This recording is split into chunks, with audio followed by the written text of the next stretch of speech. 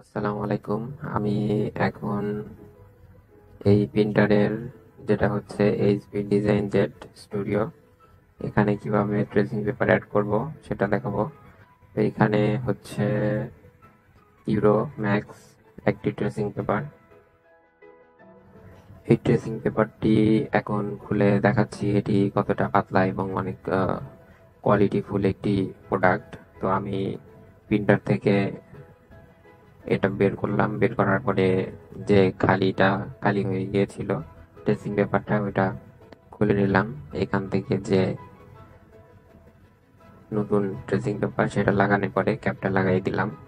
ক্যাপটা লাগানোর পরে সুন্দরভাবে আস্তে করে বসাই দিব প্রিন্টারের সাথে। এটার সাথে যে স্টিকার ছিল সেটা তুলে ফেলবো, যাতে ট্রেসিং পেপারে কোনো ক্ষতি না হয়। ট্রেসিং পেপারটা লাগানোর পরে প্রিন্টারটা অন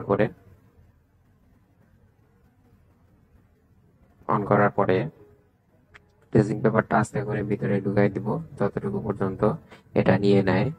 নিয়ে নেওয়ার পরে এখানে একটা সিগন্যাল দেখতে পাবো যে এটা লাস্টে গিয়েছে, কিন্তু এখানে আমাদের মাথার ক্যাপটা খোলা ছিল, এটি লাগাই দিলাম। কন্টিনিউ করে দেওয়ার পরে তো দেখবো যে ট্রেসিং পেপারটা সুন্দর করে একাই রোল করে নিয়ে নিচ্ছে।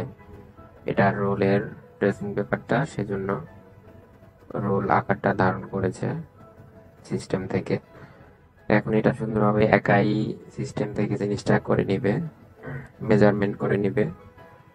মেজারমেন্ট করার পরে সঠিকভাবে মেজারমেন্ট হয়ে গেলে এখানে দেখাবে 24.1 ইঞ্চি। এটা আসলে 24 ইঞ্চি ছিল, একটু কম বেশি হইতেই পারে। তো এখন মোটামুটি ট্রেসিং পেপারটি প্রিন্ট করার জন্য একদম রেডি। তো এভাবে ট্রেসিং পেপারটা অ্যাড করার পরে আমরা এখন প্রিন্ট দিতে পারবো। ধন্যবাদ।